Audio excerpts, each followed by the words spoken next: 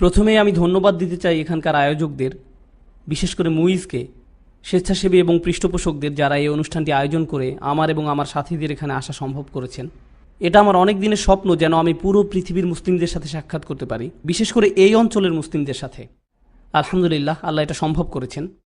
আমি শুরুতেই অনুরোধ করব দোয়া করতে আমার এই সফররত দলের জন্য এবং আমাদের ফেলে আসা পরিবারের জন্য। এই বিচ্ছেদকে আল্লাহ যেন তাদের জন্য সহজ করেন এবং আল্লাহ যেন এই সফরে ও এই সম্মেলনে উপস্থিত সবাইকে বারাকা দান করেন, অবশ্যই আপনাদেরও ইনশাআল্লাহ। তো আজ রাতে আমি আপনাদের সাথে কথা বলতে যাচ্ছি সূরা ফাতিহা নিয়ে, এবং ভ্রমণের সময় আমি বিষয়টা পছন্দ করেছি এবং আমি এর জন্য কৃতজ্ঞ বটে, কারণ আমাকে স্বাধীনতা দেওয়া হয়েছিল আমার পছন্দের যে কোনো বিষয়ে কথা বলার জন্য।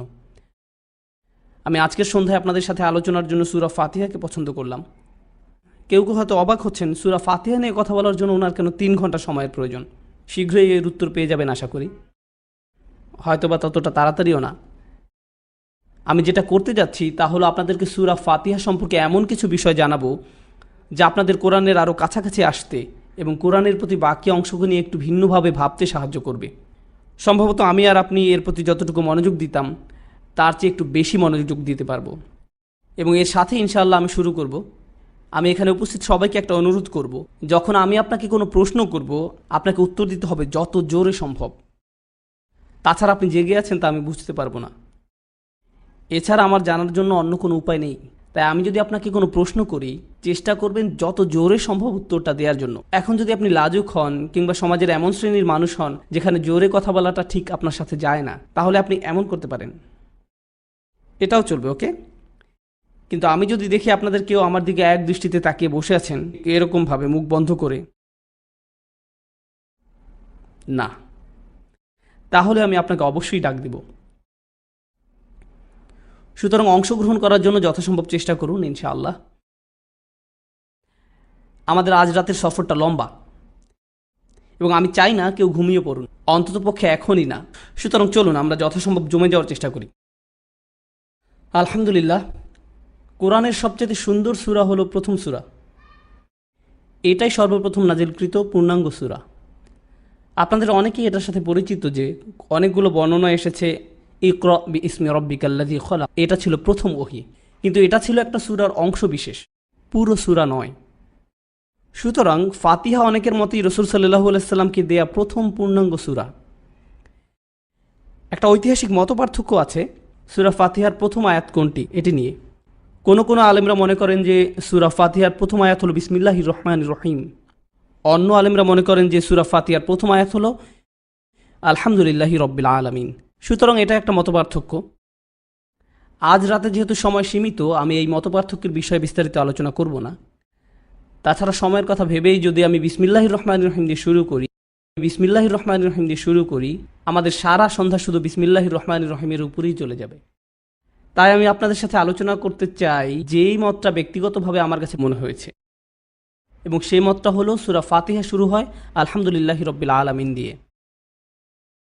যদিও আমি ভিন্ন মতটাকে শ্রদ্ধা করি, আমি মনে করি এর পক্ষে অনেক শক্ত দলিল আছে আল কোরআনের ভিতরে এবং রাসূল সাল্লাল্লাহু আলাইহি সাল্লামের হাদিসের ভিতরেও, যে সূরা ফাতিহা শুরু হয়েছে আলহামদুলিল্লাহি রব্বিল আলামিন দিয়ে। উদাহরণস্বরূপ বলা যায় একটা বিখ্যাত হাদিসে কুদসি, যদি আপনি কখনো কোনো ক্লাসিক্যাল শায়েখদের থেকে কোরআনের ব্যাখ্যা পড়ার সুযোগ পেয়ে থাকেন, তারা সূরা ফাতিহা ব্যাখ্যা করার সময় এই হাদিসটা বলবে। হাদিসটা খুবই বিখ্যাত। আমি নামাজকে আমার এবং বান্দার মাঝে দুই ভাগে ভাগ করেছি। তারপর হাদিসটি আমাদের সূরা ফাতিহার প্রথম থেকে শেষ পর্যন্ত নিয়ে যায়, কিন্তু এখানে বিসমিল্লাহির রহমানির রহিম দিয়ে শুরু হয়নি। ওই হাদিস আমাদেরকে জানায় ইজ ক্বাল আল আবদ আলহামদুলিল্লাহি রব্বিল আলামিন, আলহামদুলিল্লাহি রব্বিল আলামিন। এখানে শুরু হয়েছে যখন আমার বান্দা বলে আলহামদুলিল্লাহি রব্বিল আলামিন, এবং তারপর হাদিসের বাকি অংশ বিবৃত হয়েছে। এ থেকে বোঝা যায় অনেক স্পষ্ট ইঙ্গিত যে ফাতিহা কী দিয়ে শুরু হয়েছে, আলহামদুলিল্লাহি রব্বিল আলামিন, এবং আল্লাহ তাআলাই ভালো জানেন। তো আমরা এটা দিয়ে শুরু করতে যাচ্ছি। এখন সূরা ফাতিহার প্রথম শব্দটি মুসলিমরা সব সময় ব্যবহার করেন, সব সময়। ওই শব্দটা কি? আলহামদুলিল্লাহ। আমরা এটা ব্যবহার করি আমাদের দৈনন্দিন কথাবার্তায়, একে অপরের সাথে সাক্ষাতের সময়। আপনি কাউকে জিজ্ঞেস করলেন আপনার কি অবস্থা, প্রথম যে কথাটি বেরিয়ে আসে আলহামদুলিল্লাহ, আলহামদুলিল্লাহ, তাই না? এমনকি আপনি কারোর সাথে কথা থামিয়ে দেওয়ার জন্য এটা ব্যবহার করেন। ঠিক আছে, আলহামদুলিল্লাহ, আলহামদুলিল্লাহ। তো আমরা এটা বিভিন্ন মজার ক্ষেত্রেও ব্যবহার করি, কিন্তু আপনি জানেন এই প্রথম শব্দটির দিকে আমরা একটু বেশি মনোযোগ দিতে চাই। একটা ব্যাপার হলো, আমি এই ভাষার একজন ছাত্র। শুধুমাত্র আল্লাহ তাআলা কি বলেছেন তা নয়, বরং কিভাবে বলেছেন এবং আর কিভাবে এটা বলা যায়। তো আমাকে শুরু করতে দিন একটা ছোট অনুশীলনের মাধ্যমে, এবং আমি আপনাদের থেকে একটু জোরে উত্তর আশা করছি। আপনারা এর আগে আলহামদুলিল্লাহি রাব্বিল আলামিনের কি অনুবাদ পড়েছেন বলার চেষ্টা করুন। বলুন বলুন। সমস্ত প্রশংসা আল্লাহর জন্য, এছাড়া অন্য কিছু? ধন্যবাদ তোমাকে আল্লাহ। এটা খুবই মজার অনুবাদ। ধন্যবাদ তোমাকে আল্লাহ। এটা আমাকে আমার শাশুড়ির কথা মনে করিয়ে দেয়, কারণ একসময় তিনি এত খুশি ছিলেন যে তিনি বলে ফেললেন জাযাক আল্লাহ আল্লাহ। অনেক অনুবাদ বলে সমস্ত প্রশংসা আল্লাহর জন্য, ধন্যবাদ আল্লাহকে, তাই না? কিন্তু আজকে আমি কিছু দিয়ে শুরু করব। হামদ শব্দের অর্থ আরবি ভাষায় দুইটা জিনিস বোঝায়, এবং আমি চাই আপনারা সবাই এটা মনে রাখবেন। হামদ বোঝায় দুইটা জিনিস। এর প্রথম মানে হলো আসানা, যার অর্থ প্রশংসা, প্রশংসা। দ্বিতীয়টি হলো ধন্যবাদ। প্রশংসা এবং ধন্যবাদ এগুলো দুটি ভিন্ন জিনিস, তারা একরকম নয়, তারা একরকম নয়। প্রথমে যে আলোচনা আমি আপনাদের সাথে করব তা হলো প্রশংসা এবং ধন্যবাদের মাঝে পার্থক্য কোথায়। প্রথমত আমি চাই এটা আপনাদের এবং আমাকেও স্মরণ করাতে। আপনি রাস্তা দিয়ে হাঁটছেন, এমন সময় আপনি খুবই সুন্দর একটি গাড়ি দেখলেন। আপনি তখন কি করেন? প্রশংসা না ধন্যবাদ দেন? আশা করি আপনি এটাকে ধন্যবাদ দেন না। যেমন আপনি গাড়িটির কাছে যে এর হুডের উপর হাত চাপড়িয়ে বলেন না যে তোমাকে ধন্যবাদ BMW, আপনি সেটা করেন না।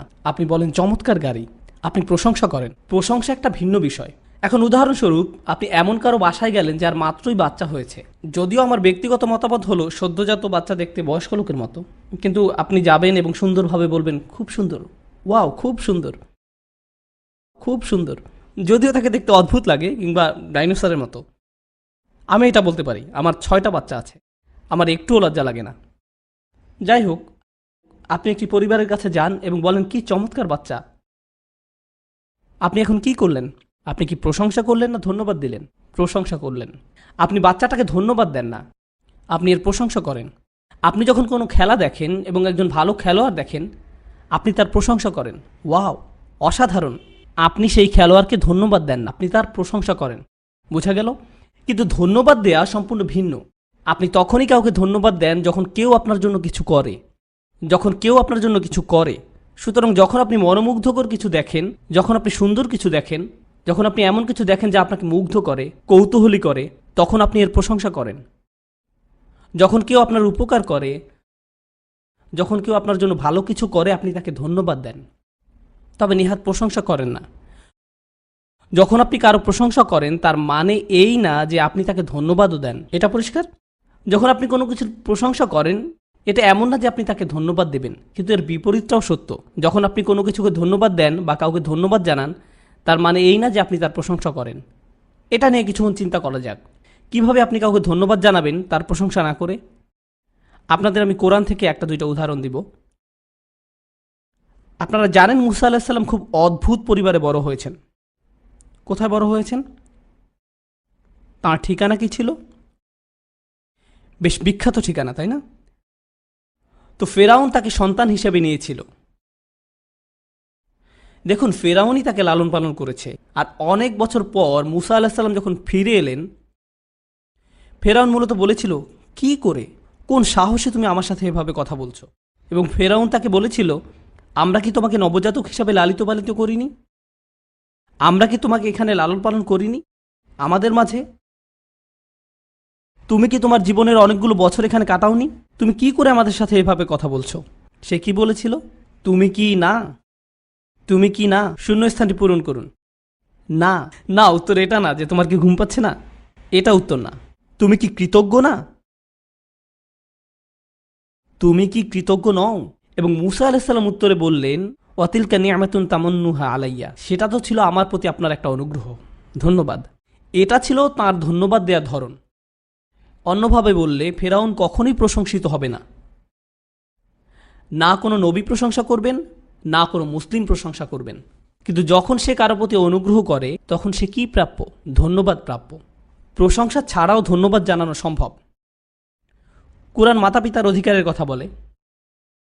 মাতা পিতারা এটা জানেন, কারণ এটা নিয়ে সবসময় কথা বলেন।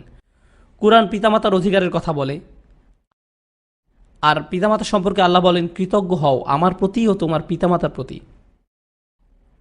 তোমার বাবা মা যদি তোমাকে শিরক করতে বাধ্য করে, শিরক তো খুবই খারাপ, আমার মনে হয় না এর থেকে খারাপ কিছু হতে পারে। তোমার বাবা মা যদি তোমাকে শিরক করতে বলে, তাদের কথা শুনবে না, কিন্তু আয়াতের শুরুতেই বলছেন তবুও তাদের প্রতি কৃতজ্ঞ হতে হবে। তাহলে তারা যদি শিরক করে, আপনি কি তার প্রশংসা করবেন? আপনি প্রশংসা করবেন না। কিন্তু যেহেতু তারা আপনার বাবা মা, আপনি কি করবেন? ধন্যবাদ দিবেন। তবুও তাদের ধন্যবাদ দিবেন।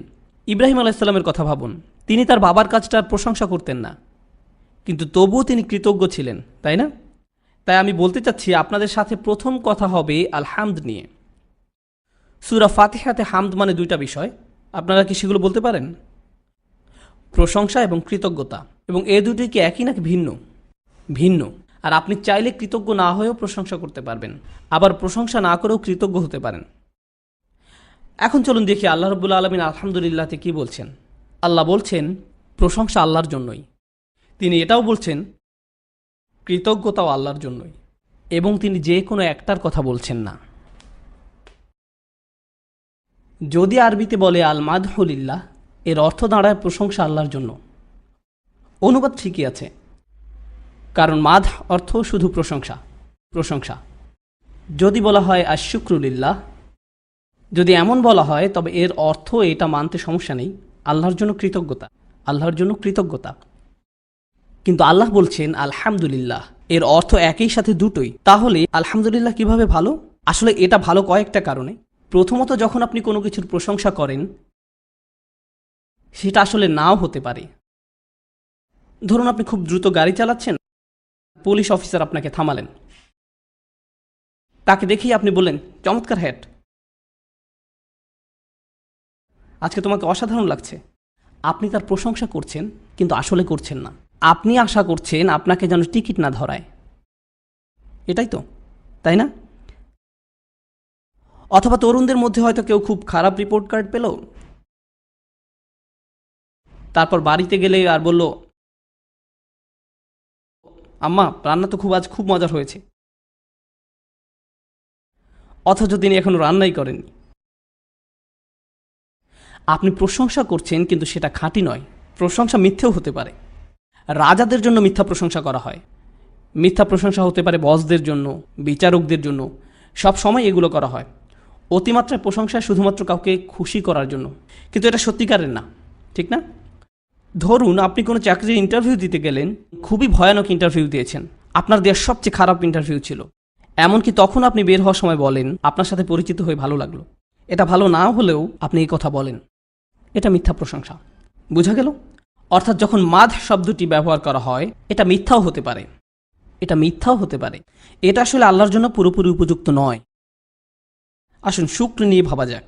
আল্লাহ বলছেন আশ-শুকরুলিল্লাহ, মানে সকল কৃতজ্ঞতা আল্লাহর জন্যই। কৃতজ্ঞতা আল্লাহরই জন্য। আপনি জানেন কি, আপনি কৃতজ্ঞতা তখনই স্বীকার করেন যখন আপনি উপকার স্বীকার করেন। আপনার জন্য কিছু করা হয়েছিল এবং আপনি বুঝতে পেরেছেন যে এটা আপনার জন্যই করা হয়েছিল, এবং শেষ পর্যন্ত আপনি কৃতজ্ঞতা জানান। আপনার গাড়ির চাকা পাংচার হয়ে গেছে, কেউ এসে আপনাকে সাহায্য করলো, আপনি বলবেন ধন্যবাদ। যদি আপনার গাড়ির চাকা পাংচার হয়ে থাকে এবং আপনি বুঝতেই পারলেন না যে কেউ আপনাকে সাহায্য করেছে, আপনি গাড়িতে ঘুমিয়ে আছেন বা অন্য কিছু, আপনি কি তখন কাউকে ধন্যবাদ জানাবেন? আপনি তখনই ধন্যবাদ দেবেন যখন আপনি বুঝবেন যে কেউ আপনাকে সাহায্য করেছে। অন্যভাবে বললে ধন্যবাদ একটি প্রতিক্রিয়া। বিষয়টা আপনাদের কাছে পরিষ্কার? ধন্যবাদ সবসময় কি? প্রতিক্রিয়া। আপনি কখনোই ধন্যবাদ দিয়ে শুরু করেন না, কখনোই না। আপনি হয়তো হাঁটছেন, কারোর সাথে দেখা হলেই বলেন না এই যে ধন্যবাদ। আপনি এটা করবেন না, এটা অদ্ভুত। আল্লাহ আযজা ওয়া জাল্লা হামদ শব্দটি ব্যবহার করেছেন, যা একই সাথে প্রশংসা এবং কৃতজ্ঞতা বোঝায়। এবং হ্যাঁ, আরবি ভাষায় হামদ আরবি শব্দ হিসেবে এটা শুধু অকৃত্রিমই হতে পারে, এটা তৈরি করা যায় না, এটা কৃত্রিম হয় না, এবং এটা কোনো প্রতিক্রিয়াও না। এটা প্রতিক্রিয়া না, এটা আল মাদহুলিল্লাহ বলার চেয়েও বেশি শক্তিশালী, এটা শুকরুলিল্লাহ বলার চেয়েও অধিক শক্তিশালী, এটা এই দুইয়ের চেয়েও আরও ব্যাপক। আল্লাহ এমন কিছু বেছে নিয়েছেন যা একত্রে এই দুইয়ের চেয়েও ভালো। সুবহানাল্লাহ। সবশেষে ইংরেজিতে আমার কতগুলো শব্দ ব্যবহার করতে হবে হামদ বোঝাতে? এই পর্যন্ত কতগুলো শব্দ ব্যবহার করতে হবে? 2টি। কিন্তু আল্লাহ কয়টি শব্দ ব্যবহার করেছেন? 1টি। এখানে আপনি কোরআন এবং এর অনুবাদ করার একটা জটিলতা সম্পর্কে শিখলেন। কখনো কখনো আল্লাহ একটি শব্দ ব্যবহার করেছেন, কিন্তু এর সম্পূর্ণ ধারণা পেতে হলে আপনার অনেকগুলো শব্দ লাগবে। কিন্তু কি হতো যদি আল্লাহ 2টি শব্দ ব্যবহার করতেন? কি হতো যদি আল্লাহ বলতেন আল মাদহু ওয়া শুকরুলিল্লাহ? যদি আল্লাহ নিজেই 2টি শব্দ ব্যবহার করতেন, প্রশংসা এবং কৃতজ্ঞতা আল্লাহর জন্য, যদি তিনি উভয় শব্দই ব্যবহার করতেন, এটা কি একই রকম হতো? আসলে হতো না। আরবি ভাষার একটা সুন্দর নীতির জন্য এটা একই রকম হতো না। সত্যি বলতে এটা আসলে সকল ভাষারই একটা মূল নীতি। আরবিতে একটি প্রবাদ আছে, খায়রুল কালাবি মা কাল্লা ওয়াদাল্লা, যার অর্থ হলো সবচেয়ে ভালো কথা সেটাই যেটা অল্প শব্দে সম্পূর্ণ ভাব প্রকাশ করে। অল্প শব্দ ব্যবহার করে সম্পূর্ণ ভাব প্রকাশ করে, এটাই সবচেয়ে ভালো কথা। এখন আপনাদের কারো কারো মাশাআল্লাহ এমন কিছু বন্ধু আছে যারা আপনাদের সাথে 30 মিনিট অবধি কথা বলছে, কিন্তু আসল কথাটাই এখনো গোছাতে পারলো না। তারা অনেক কথা বলেও যেন কিছুই বলে না। আপনি তখনও আশায় থাকেন তারা হয়তো আসল কথাটা বলবে, তাই না? আসলে সাধারণ বিষয় বর্ণনা করতে অনেক বেশি শব্দ ব্যবহার করা। যেমন আমি আজ এমন এক স্থাপত্য শৈলীর কাছ থেকে যাচ্ছিলাম যেটা একের পর এক পদক্ষেপ ব্যবহার করে এক তলা থেকে অন্য তলায় যেতে। আপনি শুধুমাত্র সিঁড়িই ব্যবহার করেছেন। শুধু বলুন যে আপনি সিঁড়ি ব্যবহার করেছেন। আপনার অপ্রয়োজনীয় বর্ণনা দিতে হবে না। সংক্ষিপ্ত কথাই সবচেয়ে ভালো কথা, সেটা অল্প, বলাও সহজ। সুতরাং আল হামদ বলা আল মাদহু ওয়া শুকরুলিল্লাহ বলার চেয়ে ভালো। কিন্তু এখানে আরও একটা পার্থক্য রয়েছে, আর সেটা হলো পুরনো আরবিতে যখন আপনি 2টি জিনিসের মধ্যে এবং ব্যবহার করেন, এবং শব্দটি খুবই সাধারণ যা আমরা সবসময় ব্যবহার করি, কিন্তু যখন আপনি এবং শব্দটি আরবিতে ব্যবহার করেন, এবং এর আরবি প্রতিশব্দ কি কেউ জানেন? ওয়া। এটা 2টি জিনিসকে আলাদা করে, এমনকি অর্থের দিক দিয়েও। আপনি কি তার মানে জানেন? যদি বলেন আল মাদহু ওয়া শুকরুলিল্লাহ, আপনি আসলে বলছেন আল্লাহর প্রশংসা কিছু জিনিসের জন্য এবং কৃতজ্ঞতা অন্য কিছু জিনিসের জন্য। এটা সবসময় একত্রিত হয় না, কারণ শব্দগুলো একত্রিত না। যেহেতু আপনি তাদের আলাদা করছেন, কখনো আপনি আল্লাহর প্রশংসা করছেন কৃতজ্ঞতা প্রকাশ না করে, আবার কখনো আপনি আল্লাহর কৃতজ্ঞতা প্রকাশ করছেন তার প্রশংসা না করে। কিন্তু যখন আপনি আলহামদুলিল্লাহ বলেন, যে কারণেই আলহামদুলিল্লাহ বলেন না কেন, বাস্তবতা কি? আপনি আল্লাহর প্রশংসা এবং কৃতজ্ঞতা একই সময়ে প্রকাশ করছেন। আপনার যে কোনো একটি বেছে নিতে হবে না। এখন উদাহরণস্বরূপ আপনি একটা সুন্দর গাড়ির পাশ দিয়ে হেঁটে যাচ্ছেন এবং এই সুন্দর গাড়িটির দিকে তাকান এবং বললেন আলহামদুলিল্লাহ। আপনি কি করলেন? আপনি আল্লাহর প্রশংসা করলেন মানুষকে এই ক্ষমতা দেওয়ার জন্য, এটা নকশা করার, এটা তৈরি করার ক্ষমতা দেওয়ার জন্য। এবং আপনি আল্লাহর কৃতজ্ঞতা প্রকাশ করলেন এর ভেতরে বসে থাকার সুযোগ দেওয়ার জন্য, অথচ এর মালিক হয়তো জানেন না। আপনি একই সাথে প্রশংসা করছেন এবং ধন্যবাদ দিচ্ছেন। আপনি এটাই করছেন। এটাই প্রকাশ করে একজন মুসলিমের আচরণ কেমন। তো ধরুন কেউ আপনার সাথে কথা বলতে আসলো, দিনটা আপনার খারাপ যাচ্ছিল, কেমন চলে? ওহ আলহামদুলিল্লাহ। আপনি কিন্তু আসলেই আল্লাহর প্রশংসা করছেন না। আলহামদুলিল্লাহ শুধুমাত্র বলার জিনিস নয়, এটা একটা আচরণগত ব্যাপার। এটা আপনার মনোভাবের সাথেও জড়িত। মুখ দিয়ে কি আসলো সেটা আল্লাহর কাছে মুখ্য নয়। আল্লাহর কাছে মূল্যবান হচ্ছে যে কথা অন্তর থেকে আসে।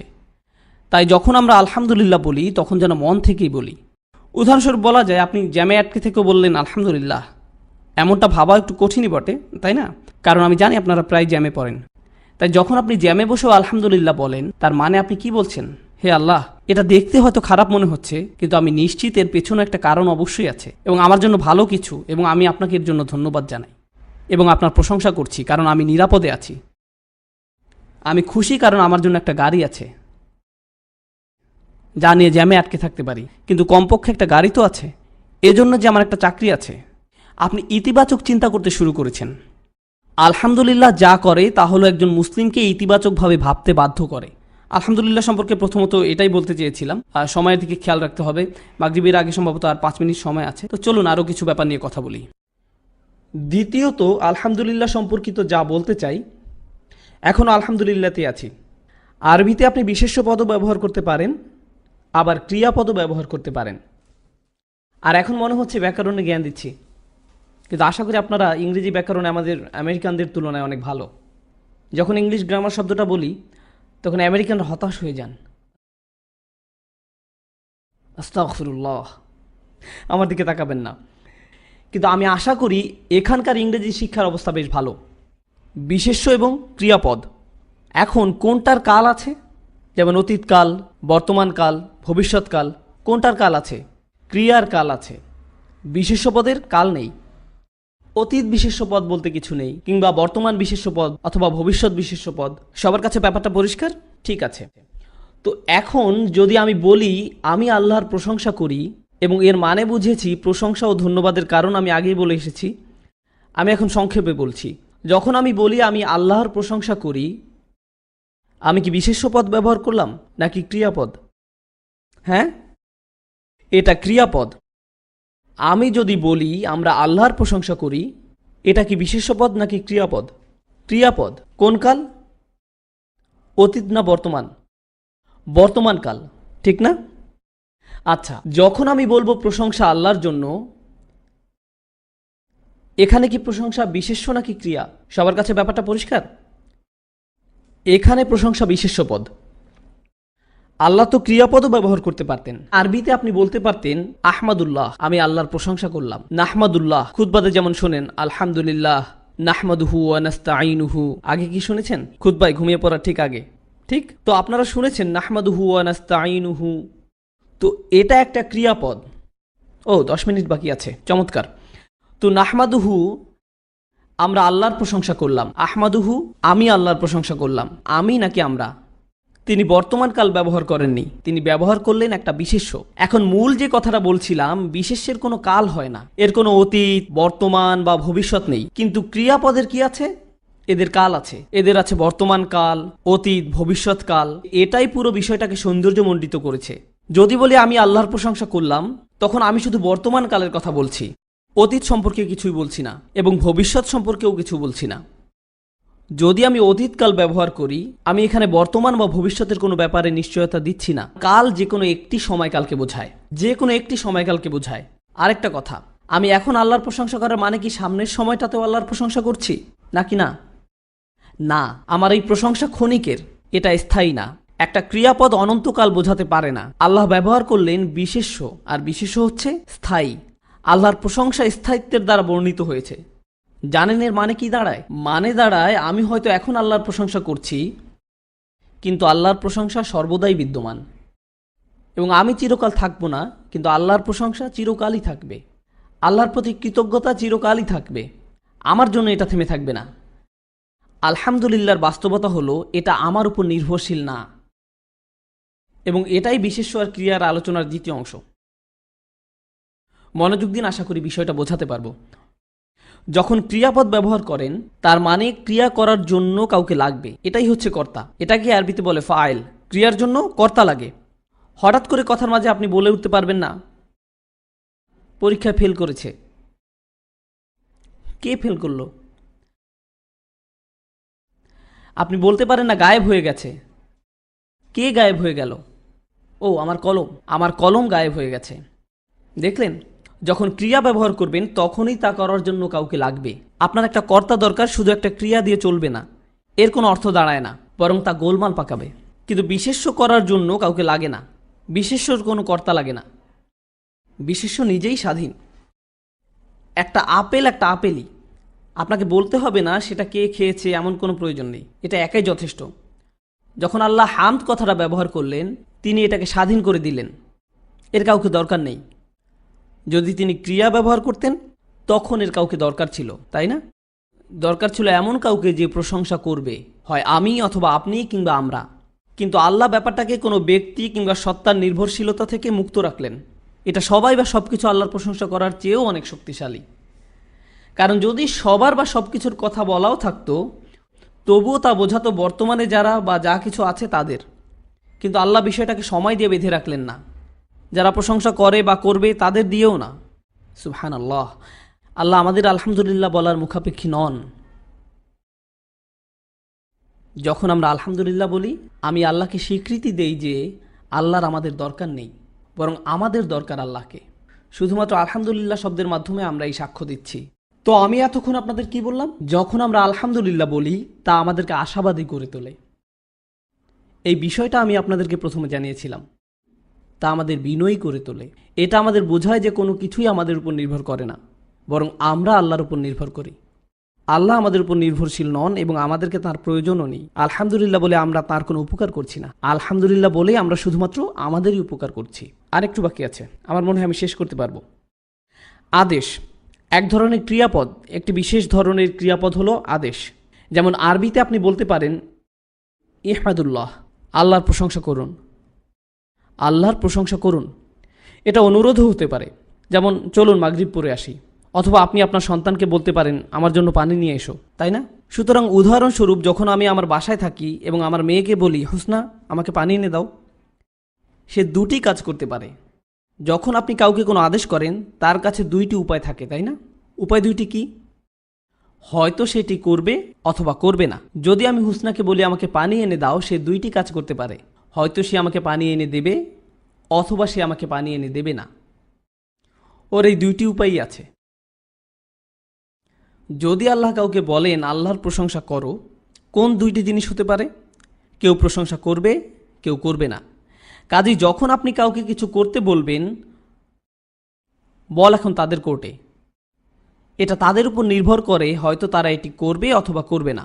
আল্লাহ এমনভাবে প্রশংসা করার ব্যাপারটি বলেননি যে তা আমাদের ইচ্ছার উপর নির্ভর করবে। তিনি আমাদের কোর্টে বল ছেড়ে দেননি। ইচ্ছা হলে করবে, না হলে করবে না, কি বা আসে যায়? এটা আল্লাহরই ছিল। আলহামদুলিল্লাহ এখনও আছে, সব সময়ই থাকবে। এটা চিরকালই থেকে যাবে। মানুষ আসবে যাবে, প্রজন্ম আসবে যাবে, পৃথিবীর পরিবর্তন হবে, আল্লাহর প্রশংসা অপরিবর্তিতই থাকবে। এটাই বাস্তবতা। আমার মনে হয় এই 2 মিনিটই শেষ করতে পারবো। এখানে যতটুকু সম্ভব সংক্ষেপ করব। আশা করছি আলহামদুলিল্লাহ নিয়ে আলোচনা শেষ করতে পারবো, অন্তত শেষের কাছাকাছি যেতে পারবো। শুধুমাত্র আলহামদ, আমরা এখানে লিল্লাহ নিয়ে আলোচনা করিনি, শুধু আলহামদ নিয়েই বলেছি। লিল্লাহ না হয় নামাজের পরেই আলোচনা করব, ঠিক আছে? আলহামদ নিয়ে শেষ আরেকটি বিষয়। আরবের ভাষাতত্ত্ববিদগণ 2 ধরনের যোগাযোগের কথা বলেন। ভাষাবিজ্ঞানী তারা বলেন যে যোগাযোগ 2 ধরনের। এটা তথ্যবহুল বা অনুভূতিপূর্ণ। জুমলা ইনশাইয়া, জুমলা খাবারিয়া। কালামে ইনশাই, কালামে খাবারি। এটি একটি পরিভাষা, এটা আপনাদের না জানলেও চলবে। এটা আপনাদের ঈমান বা অন্য কিছু বাড়াবে না। আপনাদের আমি সহজ করে বলি। হয় আপনি এমন কোনো কথা বলবেন যা আপনার অনুভূতি প্রকাশ করে, অথবা কথার মাধ্যমে তথ্য আদান প্রদান করেন। 2 ধরনের কথা আছে। এখন এটা সত্যি খুবই টেকনিক্যাল এবং দুর্বোধ্য মনে হচ্ছে, আমি সহজ করে দিচ্ছি। যখন আমি কাউকে বসিয়ে কিছু বোঝানোর চেষ্টা করি, এটা কি তথ্যের আদান প্রদান নাকি অনুভূতির? যখন আমি কাউকে কিছু বুঝাই, তথ্যের আদান প্রদান। যেমন আমি আপনাদের সাথে সূরা ফাতিহা নিয়ে আলোচনা করছি অথবা আলহামদুলিল্লাহ নিয়ে কথা বলছি, এগুলো তথ্যবহুল কথাবার্তা। আমরা মাগরিবের জন্য একটা বিরতি নেব, আপনারা চেয়ার ছেড়ে উঠে যাবেন। ইয়া আল্লাহ, আমি সামনের সারিতে বসেছিলাম, কেউ যেন আমার জায়গাটা না নেয়। ধরুন শেষ বৈঠকে বসে আছেন, সালাম ফেরানোর ঠিক আগ মুহূর্তে আপনি ঠিক করলেন কি? আসসালামু আলাইকুম রহমতুল্লাহ, আসসালামু আলাইকুম রহমতুল্লাহ, এবং অনেকে অনেক দোয়া করবেন। তারপর আপনি এখানে ফিরে আসলেন এবং আপনার চেয়ারটি পাওয়ার জন্য অন্যদের কোনোই মেরে সামনে আসলেন, এবং আপনার চেয়ারটি ফাঁকা দেখে আপনার প্রথমে মুখে কি চলে আসবে? আলহামদুলিল্লাহ। এমনও হতে পারে যে ওই সময় হলে কেউই আসেনি, আপনি ভাবছেন ভুল জায়গায় চলে আসলাম না তো? কিন্তু আপনি যখন আলহামদুলিল্লাহ বলেন এবং সেখানে কেউ থাকে না, আপনি কি কাউকে জানানোর জন্য আলহামদুলিল্লাহ বলেন? না। তাহলে কেন আপনি আলহামদুলিল্লাহ বলেন? আবেগ প্রকাশের জন্য। যদি আমি কাউকে আলহামদুলিল্লাহ সম্পর্কে শেখাই তখন আমি তথ্যবহুল হবার চেষ্টা করব। কিন্তু যদি আমি নিজেই নিজেকে একই কথা বলি, তখন তা হয়তো হবে আবেগের কথা। পার্থক্যটা বোঝা গেল? এখন আসুন এই ব্যাপারে কথা বলা যাক। খুতবাতে, যখন মসজিদে খুতবাতে উপস্থিত হন, খতিব সাহেব শুরু করেন এভাবে, ইন্নাল হামদালিল্লাহ। কখনো শুনেছেন ইন্নাল হামদালিল্লাহ শব্দটা? কি প্রথম শুনলেন? ইন্না। সজাগ থাকার জন্য ধন্যবাদ। প্রথম কথাটা কি শুনেছেন? ইন্না। ইন্নার অর্থ কি কেউ জানেন? অবশ্যই, নিশ্চিতভাবেই, নিশ্চয়ই যাবতীয় প্রশংসা আল্লাহর জন্য। এখন কোনটি বেশি শক্তিশালী? আল্লাহর জন্য যাবতীয় প্রশংসা নাকি নিশ্চয়ই আল্লাহর জন্য যাবতীয় প্রশংসা? কোনটা শুনতে বেশি শক্তিশালী মনে হচ্ছে? নিশ্চয়ই আল্লাহর জন্য যাবতীয় প্রশংসা। ইন্না শুনতেই বেশি শক্তিশালী মনে হচ্ছে, আর খতিব সাহেব প্রতি জুমাতে এটা বলে থাকেন।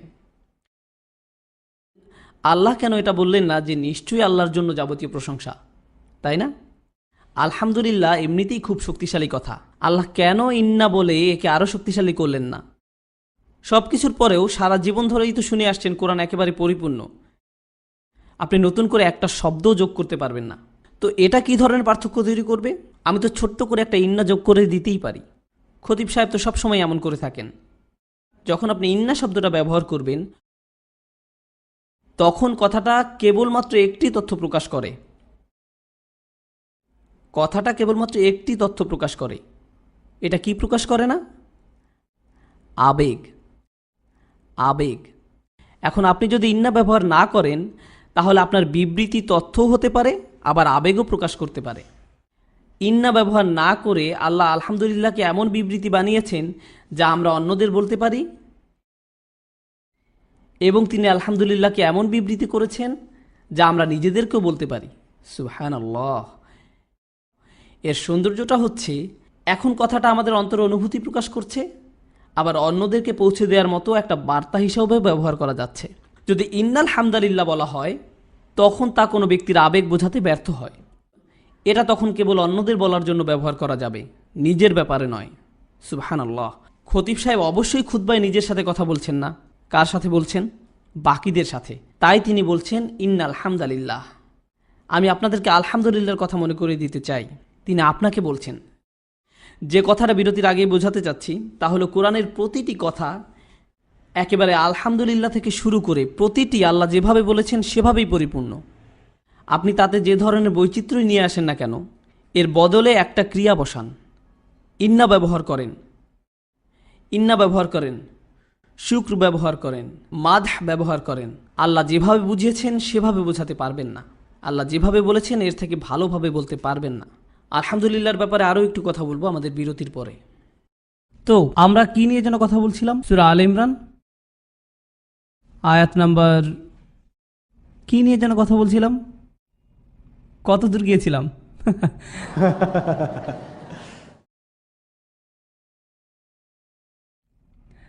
তো আপনারা আশা করি ইংরেজি ভাষা সম্পর্কে পরিচিত।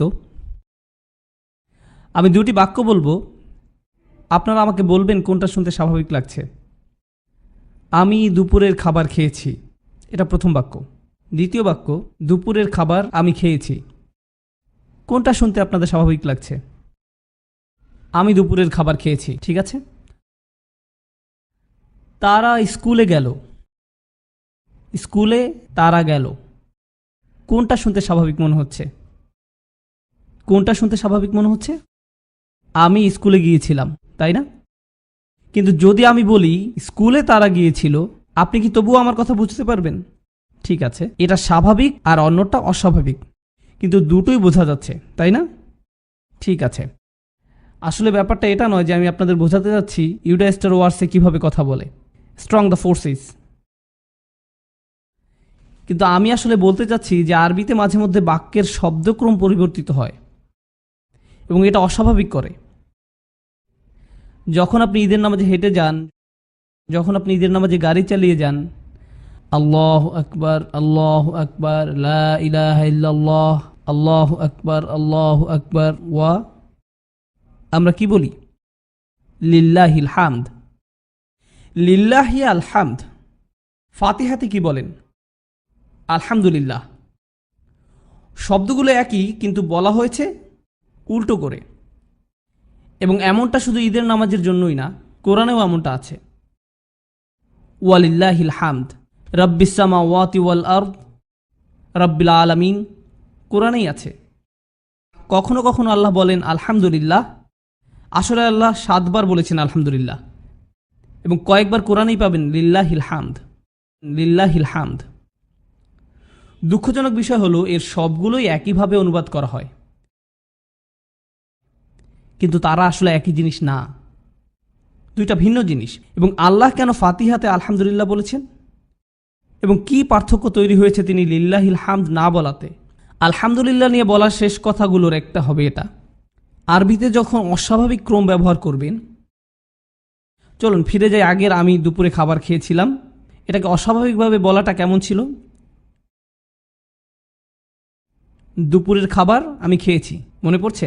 যখন আপনি অদ্ভুতভাবে কথাটা বলছেন তখন আপনি আসলে বলছেন আমি অন্য কিছু খাইনি, আমি শুধু দুপুরের খাবার খেয়েছি। কিন্তু আরবির ক্ষেত্রে অনলি বা শুধু শব্দটা দরকার পড়ে না, তারা শুধু ক্রমটাকে ওলটপালট করে দিলেই তা বোঝা যাবে। যদি আমি বলি তারা স্কুলে গিয়েছে, এটা স্বাভাবিক, কিন্তু যদি বলি স্কুলে তারা গিয়েছে, আমি আরবির দৃষ্টিকোণ থেকে আসলে কি বোঝাচ্ছি? আরবির যুক্তি অনুযায়ী আমি বলছি তারা শুধু স্কুলেই গিয়েছে, তারা সিনেমা হলেও যায়নি, তারা খেলতেও যায়নি, তারা কাজেও যায়নি, তারা শুধু স্কুলেই গিয়েছে, আর কোথাও যায়নি। বোঝা গেল? যখন আপনি ক্রমটা উল্টে দেন তখন সেটা অর্থের সাথে একটা অতিরিক্ত শব্দ যোগ করে। কোন শব্দটা যোগ করে? শুধুমাত্র। এবং আমি চাই আপনারা এই শব্দটাকে একটু অন্য দিক থেকে ভাবুন, যেন ভালো করে বুঝতে পারেন, ভালো করে বুঝতে পারেন। শিক্ষক হিসাবে আমি একসময় প্রাথমিক স্কুলে পড়াতাম, একসময় কিন্ডারগার্টেনে পড়াতাম, আরেক সময় দ্বিতীয় তৃতীয় শ্রেণীতেও পড়াতাম। এটা আমার জন্য একই সাথে সবচেয়ে ভালো এবং সবচেয়ে খারাপ অভিজ্ঞতার মধ্যে একটা। কিন্তু যাই হোক, তো আমি তৃতীয় শ্রেণীতে পড়াচ্ছিলাম। দুইটা মেয়ে পেছনে বসে কথা বলছিল, জয়নব ও ফাতেমা। আর আমি মেয়েদের ব্যাপারে একটা কথা বলতে পারি, কারণ আমার 4টা মেয়ে আছে, তারা অনেক কথা বলতে পারে। তো পেছনে দুইজন মেয়ে কথা বলছে তো বলছেই, আর আমি বললাম জয়নব, আর তখন সে বলল শুধু আমিই কথা বলছি না। এখন যখন সে বলল শুধু আমি একাই কথা বলছিলাম না, তখন সে আসলে কি বোঝালো? যদি আমি প্রিন্সিপালের অফিসে যাই তাহলে ফাতেমাকেও যেতে হবে। কিন্তু তাকে পুরো বাক্যটি বলতে হয়নি, সে শুধু কোন শব্দটি কৌশলে ব্যবহার করলো? শুধুমাত্র, অনলি। তাই যদি আপনি শুধু শব্দটাই কৌশলে ব্যবহার করেন, আপনি আসলে দুটি কথা বলছেন একটি কথা বলার মাধ্যমে। এটাই হচ্ছে অনলি শব্দটার মজা। উদাহরণ হিসাবে আমি যদি বলি আমি শুধু সিঙ্গাপুরে আসি নাই, আমি শুধু সিঙ্গাপুরে আসি নাই, আমি কিন্তু বেশি কিছু বলিনি, কিন্তু আপনি বুঝছেন তাই না? আমি মালয়েশিয়াতেও গিয়েছিলাম ইত্যাদি। ওকে, আপনি খালি জায়গাটা পূরণ করে নিতে পারেন। এখন আল্লাহ মাঝে মাঝে বলছেন লিল্লাহিল হামদ, হামদ শুধুমাত্র আল্লাহর জন্য, হামদ শুধুমাত্র আল্লাহর জন্য, বাকিটা পূরণ করুন।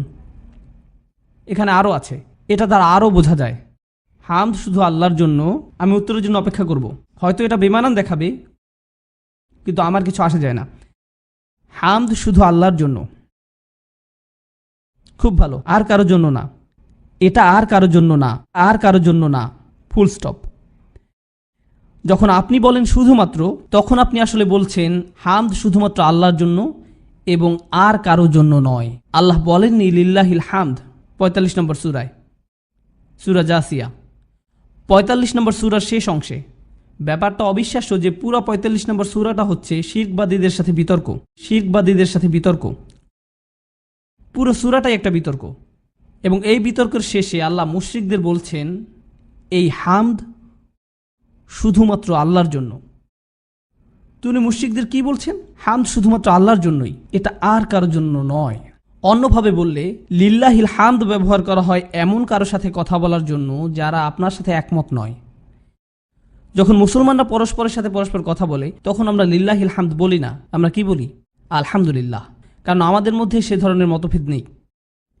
আপনি কোনো মুসলিমকে এভাবে বলেন না এই হামদ শুধুমাত্র আল্লাহর জন্য, বুঝলি? না, আমরা শুধু আলহামদুলিল্লাহ বলি, কারণ লা ইলাহা ইল্লাল্লাহর ব্যাপারে আমরা একমত। তাই এখানে বিতর্কের কোনো দরকার নেই, আমাদের সেই সুর ব্যবহার করার দরকার পড়ে না। তো ব্যাপারটা হচ্ছে এমন, আপনাদেরকে একটা ছোট গল্প বলি। একবার আমি ভ্রমণ করছিলাম, সময়টা ছিল 9/11-এর কিছুদিন পরেই, দেশের অবস্থাও বেশ উত্তেজিত ছিল। আমি লুইজিয়ানাতে গিয়েছিলাম, আপনাদের যেতে সুপারিশ করব না, কিন্তু আমি গিয়েছিলাম।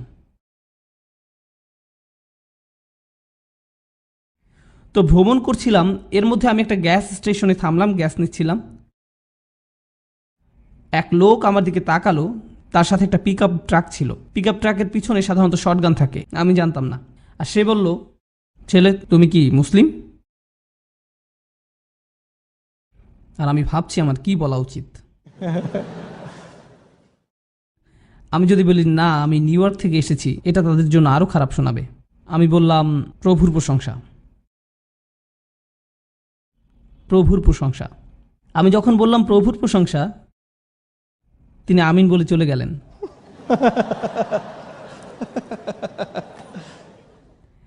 যখন আমি বললাম প্রভুর প্রশংসা করুন, এটা কি এমন হতে পারে তখন কেউ আমাকে অন্যভাবে বুঝতে পারে? তা কি সম্ভব? যদি আমি তাকে বলতাম প্রশংসা আল্লাহর জন্য, গুলি করে দিত। কিন্তু প্রভুর প্রশংসা করুন কথাটা ভিন্নজন ভিন্নভাবে বুঝেছে। তাহলে আমি পরবর্তী পয়েন্টে যাচ্ছি। পরবর্তী পয়েন্ট হচ্ছে, আল্লাহ এভাবেই আমাদের কাছে তাঁর পরিচয় দিয়েছেন সূরা ফাতিহায়। তিনি এটাকে একটা বিতর্কের বিষয় করেননি, তিনি আমাদের বকাবকি করেননি কোরআনের শুরুতেই। তিনি আমাদের বলতে চেয়েছেন যে আলহামদুলিল্লাহ কোনো বিতর্কের বিষয় না। এটা এমন কিছু যা আপনার আগে থেকেই জানেন, এটা আপনার হৃদয়ে আগে থেকেই ছিল, তাই কোনো দরকার নেই লিল্লাহিল হামদ বলার। এর বদলে আল্লাহ কি বললেন? আলহামদুলিল্লাহ। আলহামদুলিল্লাহ। জানেন এটা আমাদের কি শেখাচ্ছে? আলহামদুলিল্লাহ আমার অন্তরে আগে থেকেই আছে, আমার এর ব্যাপারে আশ্বস্ত হতে হবে না, আমার মধ্যে গেঁথে দিতে হবে না। মুশরিকরা এটা হারিয়ে ফেলেছিল, তাই তাদেরকে এটা আবার দিতে হবে। তাই তিনি কি ব্যবহার করলেন? লিল্লাহিল হামদ। এটা পরবর্তী অংশ। এটা সত্যিই মজার। আল্লাহর কমপক্ষে কয়টি নাম রয়েছে? 99টি নাম। আল্লাহ বললেন না আলহামদুলিল রহমান, আলহামদুলিল রহিম, আলহামদুলিল মালিক, আলহামদুলিল খালেক, আলহামদুলিল ওয়াহাব, আলহামদুলিল কাহার। সবগুলোই ঠিক আছে, সবগুলোই ঠিক আছে, কোনোটাতেই ভুল না। আল্লাহ কেন ব্যবহার করলেন আলহামদুলি? আল্লাহ, ফাতিহা হচ্ছে আল্লাহ নিজের পরিচয় দিচ্ছেন। যখন আপনি কারো কাছে নিজের পরিচয় দেন, আপনি আপনার বিবরণ বলেন নাকি নাম বলেন? আপনি নাম বলেন। আপনি যদি আমার নাম না জানেন, আমি এসে বলবো না আসসালামু আলাইকুম আমি একজন শিক্ষক। কি? আসসালামু আলাইকুম আমি নোমান। আমি যদি এই বলি আসসালামু আলাইকুম আমি একজন শিক্ষক, অন্যজন কি বলবে? ওয়ালাইকুম সালাম, আপনি অদ্ভুত বটে, এরপর হেঁটে চলে যাবে। আপনি আপনার পরিচয় দিতে গিয়ে বিবরণ দেবেন না, আপনি আপনার পরিচয় দেবেন নাম দিয়ে। আরেকটা ব্যাপার হচ্ছে, চলুন আরেকটু বিশ্লেষণ করি।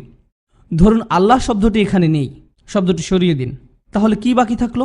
আলহামদুলি রব্বিল আলামিন। আলহামদুলি রব্বিল আলামিন। আমি আপনাদের পূর্ণাঙ্গ অনুবাদটা বলছি না। হামদ জগৎসমূহের প্রতিপালকের জন্য, এভাবেই এটা অনুবাদ করা হবে, ঠিক না? এবং আপনি আল্লাহ শব্দটি ব্যবহার করছেন না। মনে আছে আমি কি বলেছিলাম? প্রভুর প্রশংসা।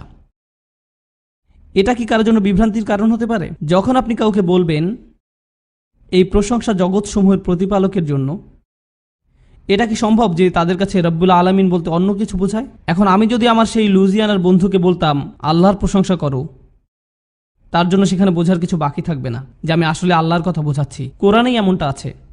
কোন নবীকে জাদুকরের সাথে লড়তে হয়েছিল? কোন নবীকে জাদুকরের সাথে লড়তে হয়েছিল? মুসা আলাইসাল্লাম। মুসা আলাইসাল্লাম জাদুকরদের মুখোমুখি হলেন। তারা ফেলল তাদের দড়ি এবং লাঠি, আর তিনি তার লাঠি ফেললেন। মুসা আলাইসাল্লামের লাঠি বাকিগুলোকে খেয়ে ফেলল। জাদুকরদের কি হলো? তারা কি করল? তারা সিজদায় পড়ে গেল। ফেরাউন মঞ্চে দাঁড়ানো, আর তারা সিজদা করছে, এবং ফেরাউন কিছুই বুঝে উঠতে পারছে না কি হচ্ছে এগুলো। তোমরা কি দ্বিতীয় পর্বের জন্য তৈরি হচ্ছ, নাকি এটা জাদুরই অংশ, না কি এটা আসলে কি? তারা সিজদা থেকে উঠল এবং বলল আমরা বিশ্বাস আনলাম রব্বিল আলামিনের উপর। তারা সিজদা থেকে উঠল এবং বলল আমান্না বি রব্বিল আলামিন। ফেরাউন এখনও দ্বিধান্বিত। সে বলল ও বুঝেছি বুঝেছি, আমার কথাই বলছো। কারণ সে ভাবছিল কে রব। যখন তারা বলল আমান্না বি রব্বিল আলামিন, ফেরাউনের তাতে কোনো সমস্যা ছিল না। সে ভাবছিল আর বলো। তারা বোঝালো আরে না, রব্বে মুসা ও হারুন। মুসার রব, হারুনের রব, তুমি না। তাদেরকে পরিষ্কার করতে হয়েছিল। যদি তারা শুধু বলতো রব্বিল আলামিন, ফেরাউনের তাতে কোনো সমস্যা ছিল না। বোঝা গেল? তাই আল্লাহ শব্দটি গুরুত্বপূর্ণ। আলহামদুলিল্লাহতে আল্লাহ শব্দটি গুরুত্বপূর্ণ। কিন্তু আরেকটা খুবই চমৎকার ব্যাপার আছে। যখন আমি একজন চিত্রকরকে ধন্যবাদ দেই, একটা চিত্রকর্মের দিকে তাকিয়ে কিংবা সে আমাকে একটা ক্যালিগ্রাফি বানিয়ে দেওয়ার কারণে, আমি যদি বলি আপনাকে ধন্যবাদ, আমি আসলে কেন ধন্যবাদ দিলাম তাকে? তার চিত্রকর্মের জন্য। যখন আপনি একজন শিক্ষককে ধন্যবাদ দেন যেভাবে তারা আপনাকে শিক্ষা দিয়েছেন তার জন্য, যখন আপনি ধন্যবাদ দেন এমন একজনকে যে আপনাকে সাহায্য করেছে, সে আপনার প্রতি যে সাহায্য করেছে তার জন্য, ধন্যবাদ খুবই নির্দিষ্ট। আপনার জন্য যা করা হয়েছে তার জন্য। প্রশংসাও তেমনি খুব নির্দিষ্ট। আপনি একটা পর্বতের সৌন্দর্য প্রশংসা করেন এর সৌন্দর্যের জন্য, আপনি মুক্ত বাতাসের সজীবতার প্রশংসা করেন কারণ আপনি এটা অনুভব করেছেন। কিন্তু আপনি যদি বলেন আলহামদুলিল্লাহ খালেক, ধন্যবাদ সৃষ্টিকর্তার জন্য, তখন আপনি আল্লাহকে শুধুমাত্র যে কারণে প্রশংসা করছেন তা হচ্ছে সৃষ্টি করার জন্য। আপনি যদি বলেন আলহামদুলিল্লাহ হাকিম, প্রশংসা ও ধন্যবাদ মহাপ্রজ্ঞাময়ের জন্য, তখন আপনি আল্লাহর যে গুণটির জন্য প্রশংসা করছেন তা হলো তার প্রজ্ঞা। আমি কি করে আল্লাহর সব ব্যাপারে প্রশংসা করতে পারি এবং আমি কোনো কিছুই বাদ দিব না? যে সব বিষয় আমি চিন্তা করতে পারি, যেসব বিষয় আমি চিন্তা করতে পারি এবং যেসব বিষয় আমার চিন্তার বাইরে, সব কিছু একটা বাক্যতেই পাবো, যাতে আমি সত্যিকার অর্থে এক বাক্যে আল্লাহর প্রতি কৃতজ্ঞতা প্রকাশ করতে পারি, যেভাবে তার প্রতি কৃতজ্ঞতা প্রকাশ করা উচিত। আমার হাতে একমাত্র উপায় কি? আলহামদুলিল্লাহ, এটাই একমাত্র উপায়। এগুলো হচ্ছে আলহামদুলিল্লাহর ব্যাপারে অল্প কিছু কথা, যেসব অনুশীলন আপনার সাথে করলাম সেসব ক্লান্তিকর অনুশীলন। সব কিছু দিয়ে আমি শুধু এতটুকুই বোঝাতে চাইলাম যে আলহামদুলিল্লাহ কি, এর বিকল্প কি হতে পারে, কি কারণে বিকল্পগুলো এর মতো অত ভালো নয় ভাবতে পারেন। এরকম অনুশীলন আছে পুরা কোরআন জুড়েই, শব্দের পর শব্দ জুড়ে। এটা আপনাকে কোরআনকে প্রশংসা করতে বাধ্য করবে। আমাকে সম্প্রতি জিজ্ঞেস করা হয়েছিল ফাতিহাই কেন। আমি বলেছিলাম যদি মুসলিমরা চিন্তার গভীরে যায় ফাতিহা নিয়ে, তা পুরো কোরআনের জন্য তার দ্বার উন্মুক্ত করে দেবে। যখন আমরা ফাতিহাকে কম গুরুত্বপূর্ণ মনে করি, স্বাভাবিকভাবেই আমরা পুরো কোরআনকেই কম গুরুত্ব দিয়ে দেখব। যদি আমরা সূরা ফাতিহার গভীরতা এবং এর সৌন্দর্যকে প্রশংসা করতে শুরু করি, তা আমাদের বাকি কোরআনটা জানতে উৎসাহিত করবে। ফাতিহার অর্থ কি? সূচনা। যখন আপনি এটা নিয়ে ভাববেন, তা বাকি দরজাগুলো খুলে দেবে। আর যদি না ভাবতে শেখেন, তাহলে দরজা বন্ধ থেকে যাবে। আমরা আজকে এটাই করতে যাচ্ছি, এজন্যই ফাতিহা। আয়াতের পরের অংশ যেন কি? আলহামদুলিল্লাহি রাব্বিল আলামিন। আল্লাহর কতগুলো নাম আছে? কমপক্ষে ৯৯টি। আল্লাহ তাদের মধ্যে একটা বেছে নিলেন প্রথমবারের মতো আমাদেরকে তার পরিচয় দেওয়ার জন্য, তার সকল গুণবাচক বর্ণনার মধ্যে থেকে। খালিকিস সামাওয়াতি ওয়াল আরদ, তিনি এটা বাছাই করতে পারতেন। আল আজিজ, তিনি এগুলোর যে কোনো একটাই বেছে নিতে পারতেন, তিনি একটা বেছে নিলেন। এখন যেহেতু তিনি তার নাম আল্লাহ আপনাকে জানিয়ে দিয়েছেন, এটা হচ্ছে তার সম্পর্কে প্রথম বিষয় যা আপনাদের জানা উচিত। রব্বিল আলামিন, এটাই আল্লাহ সম্পর্কে আপনাদের প্রথম জানা উচিত। তাই এটা নিয়ে আমাদের কিছু সময় কাটানো উচিত। রব শব্দটি বেশ জটিল, এর অনেকগুলো অর্থ রয়েছে। আরবরা বলেন এর মূল অর্থ হচ্ছে আল মালিক, আল মুনঈম, আস সাইয়্যিদ, আল কাইয়্যিম।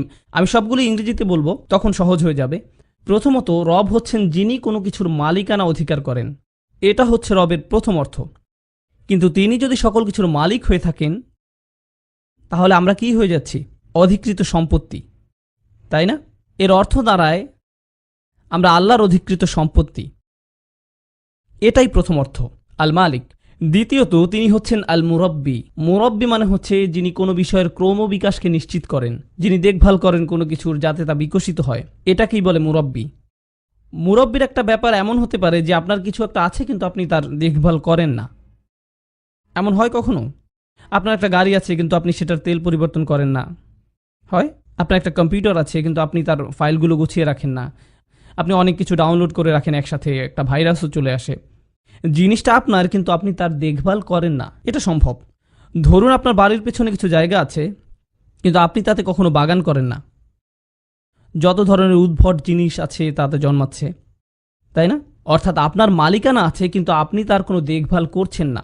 রব হচ্ছেন এমন কেউ যার মালিকানা আছে, তিনি নিশ্চিত করেন সব কিছু ভালোভাবে চলছে, তিনি এর যত্ন আত্তি করেন, এটাই মুরব্বি। আল মুনঈম, ৩ নম্বরটা হচ্ছে আপনি কোনো কিছুর মালিক, আপনি এর দেখাশোনা করেন এবং আপনি একে উপহার দিয়ে থাকেন। শুধুমাত্র উদাহরণ দেওয়ার জন্য বলছি। হ্যাঁ, অবশ্যই আমাদের সমাজে এখন আর সেই দাস প্রথা নেই, কিন্তু যদি আপনার একজন কর্মচারী থাকে, কর্মচারী থাকা এক কথা, কর্মচারী দেখাশোনা করা অন্য কথা। আরও পরের কথা হচ্ছে সেই কর্মচারীকে কি দেয়া? উপহার, সুযোগ সুবিধা যা তার প্রাপ্য, তারপরেও দিচ্ছেন, আপনি উপহার দিচ্ছেন। যদি আপনি আপনার কর্মচারীদের জন্য এতটুকুই নাই করেন, তাহলে আপনি তো আপনার দাসের সাথে এটা অবশ্যই করবেন না। ধরুন অনেকদিন আগের কোনো এক লোকের কথা, আমাদের মধ্যে এখন আর দাসের ধারণাটা নেই, কিন্তু আমাদের মালিকানাধীন পশুর কথা তো ধরতে পারি। ধরুন কারো একটা ছাগল আছে, আপনি নিশ্চয়ই আপনার ছাগলকে একটা টাই কিনে দেন না, আপনি এটাকে কোনো উপহার দেন না, আপনি শুধু ওর দেখাশোনা করেন। কিন্তু রব হচ্ছেন তিনি যিনি মালিক এবং যিনি উপহার প্রদান করে থাকেন। আপনার এবং আমার কাছে এটার মানে কি আমি তা নিয়ে একটু পরে বলছি। ওয়াল কাইয়্যিম এবং যিনি নিশ্চিত করেন তা যেন অক্ষত থাকে, কারণ যদি তিনি দেখাশোনা বন্ধ রাখেন তাহলে তা নষ্ট হয়ে যাবে। আপনাদের কার কার বাগান আছে? সব মিলে? কেউ না? ঠিক আছে, সমস্যা নেই, আমি এই ব্যাপারটা ধরে বসে থাকবো না। মাঝে মধ্যে দেখবেন বাগানে কিছু স্পর্শকাতর গাছ থাকে। আপনি যদি একদিন তাদের যত্ন না নেন তাহলে তা নষ্ট হয়ে যাবে। আপনারা অনেকেই মাছের যত্ন নেন, যদি একদিন না খাওয়ান,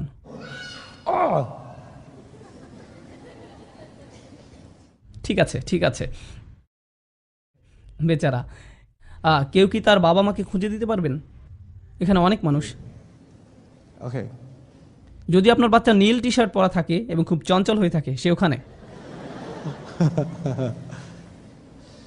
আমি যা বলছিলাম, আস-সাইয়্যিদ আল মালিক ওয়াল মুরাব্বি ওয়াল মুনঈম ওয়াল কাইয়্যিম, যিনি অস্তিত্ব রক্ষা করেন। আল্লাহ যদি আমাদের দেখাশোনা বন্ধ করেন 1 সেকেন্ডের জন্য, আধা সেকেন্ডের জন্য, সব কিছু ধ্বংস হয়ে যাবে। আমার হাতে রক্ত সঞ্চালিত হচ্ছে, হৃৎপিণ্ডের প্রতিটি অনুকম্পন হচ্ছে, কারণ আল্লাহ তা হতে দিচ্ছেন। আল্লাহ একে নির্দিষ্ট পরিমাণে রেখেছেন। যদি তিনি 1 সেকেন্ডের জন্য এর প্রতি লক্ষ্য না রাখেন, এটা শেষ হয়ে যাবে, সব শেষ হয়ে যাবে। এটাই হচ্ছে কাইয়্যিম। এর মানে হচ্ছে আমরা সম্পূর্ণভাবেই নির্ভরশীল আল্লাহর উপর, প্রতিনিয়ত নির্ভরশীল। এবং সব শেষে রবের শেষ অর্থটা হচ্ছে আস-সাইয়্যিদ। এর অর্থ যার পূর্ণ ক্ষমতা রয়েছে, যার পূর্ণ ক্ষমতা রয়েছে। এমনটা কি সম্ভব যে আপনি কোনো কিছুর মালিক কিন্তু এর উপর আপনার পূর্ণ কর্তৃত্ব নেই? আপনার একটা গাড়ি আছে কিন্তু আপনি যেভাবে খুশি সেভাবেই গাড়িটা চালাতে পারেন না? এটা কি সম্ভব? আপনার একটা বাড়ি বানাবেন কিন্তু আপনি আপনার নিজের খুশি মতো সেটা বানাতে পারবেন না, কিছু নিয়মকানুন মেনে চলতে হবে। সেটা কি সম্ভব? হ্যাঁ। কিন্তু যখন কেউ কোনো কিছুর মালিক এবং তার সেই বস্তুকে সে যা খুশি তাই করার ক্ষমতা আছে, তখন তাদেরকে বলা হয় রব। তখন তাদেরকে বলা হয় রব। আল্লাহ পরিচয় করিয়ে দিয়েছেন নিজেকে রব শব্দ দিয়ে। রব হচ্ছেন তিনি যিনি আপনার মালিক। তার মানে হচ্ছে আপনি কোনো কিছুরই মালিক নন। রব হচ্ছেন তিনি যিনি নিশ্চিত করেন আপনার বৃদ্ধি, তিনি আপনার দেখাশোনা করেন। তিনি এমন না যে আপনার মালিক কিন্তু আপনার দেখাশোনা করেন না। রব হচ্ছেন তিনি যিনি আপনাকে উপহারও দেন। যার মানে হচ্ছে, প্রথমত আমি কোনো কিছুরই মালিক নই, তার মানে হচ্ছে আমি যা কিছুরই মালিক তার সবই উপহার। আমি আমার হাতের জন্য টাকা দেই না। আপনি আপনার হাত বিক্রি করার জন্য কতটা আগ্রহী? একটা পায়ের জন্য, একটা নাকের জন্য, একটা চোখের জন্য আপনি কত টাকা দিতে রাজি আছেন? সুবহানাল্লাহ, অমূল্য উপহার, তাই না? এই সবই আমাদেরকে উপহার দেয়া হয়েছে। কে তাদের হৃৎপিণ্ড বিক্রি করতে চাইবে? কে করতে চাইবে? সুবহানাল্লাহ, এগুলো অমূল্য উপহার। তার উপরে হচ্ছে ওয়াল মুনঈম ওয়াল কাইয়্যিম, এবং তিনি আমার অস্তিত্ব টিকিয়ে রেখেছেন। আমি বেঁচে আছি কারণ তিনি বাঁচিয়ে রেখেছেন। একটা নিঃশ্বাস থেকে আরেকটা নিঃশ্বাস, এ কারণে নয় যে আমি ভালো খাই, আমি এক্সারসাইজ করি, আমি নিজের দিকে খেয়াল রাখি, আমি স্বাস্থ্যকর পরিবেশে নিঃশ্বাস নেই, ইত্যাদি ইত্যাদি। এসব আমার বেঁচে থাকার কারণ নয়। আমি বেঁচে আছি কারণ আল্লাহ আমাকে বাঁচিয়ে রেখেছেন। অস্তিত্ব শেষ হয়ে যাওয়ার অনেক পথ আছে। আমি এমন লোকদের চিনতাম যারা আমার চেয়ে বয়সে ছোট, আমার চেয়ে ছোট আর নিখুঁত স্বাস্থ্যের অধিকারী, নিয়মিত ব্যায়াম করত, আর হঠাৎ করেই বাচ্চাদের সকালে নাস্তা বানাতে গিয়ে পড়ে যায় এবং হার্ট অ্যাটাকে রান্নাঘরেই মারা যায়। রান্নাঘরেই। 29 বছর বয়স ছিল। আগে কখনোই হার্ট অ্যাটাক হয়নি, পরিবারের কারোরও ছিল না, কিছুই না। এটা আল্লাহর উপর নির্ভরশীল। আমরা এর থেকে স্বাধীন নই, এক মুহূর্ত থেকে অন্য মুহূর্ত, প্রতিটি মুহূর্তেই। মোট কথা একটা উপলব্ধি যে আমার হাতে আসলে কিছু নেই, পুরোপুরি কর্তৃত্ব হচ্ছে আল্লাহর হাতে। সে সবই আসছে রব শব্দটি থেকে, আল্লাহর হাতে। এই সবই রব শব্দ থেকে এসছে। আপনি জানেন, যখন আমি বলবো শিক্ষক, তখন তার সাথে কার সম্পর্ক থাকবে? ছাত্রদের। যখন আমি বলবো বাবা মা, কার সাথে সম্পৃক্ত? বাচ্চা কাচ্চার সাথে। যখন আমি বলবো বস বা চাকরিদাতা, চাকরিদাতার সাথে কার সম্পর্ক? কর্মচারীদের সাথে। এমন কিছু শিরোনাম আছে যাদের সাথে একটা সম্পর্ক থাকবেই। কিন্তু যখন আপনি বলবেন বুদ্ধিমান, এর সাথে কারো সম্পর্ক থাকবে এমন? যখন আপনি বলবেন লম্বা, তার মানে এই না যে এটা কারোর সাথে সম্পৃক্ত। যখন বলবেন চাকরিদাতা, তখন তা কার সাথে সম্পর্কিত? কর্মচারীদের সাথে। আল্লাহর কিছু নাম এমন রয়েছে যা কারোর সাথে সম্পর্ক নির্দেশ করে না। আল্লাহ হচ্ছেন জ্ঞানী। জ্ঞানী কথাটা কারোর সাথে সম্পর্ক নির্দেশ করে না। এটা আল্লাহর একটা বর্ণনা, আর এটা কারোর সাথে সম্পর্কিত নয়। কিন্তু যখন আল্লাহ নিজেকে বলেন প্রভু, রব, কিংবা এই ধরনের শব্দ, এগুলোর কি কোনো সম্পর্ক তৈরি করা জরুরি?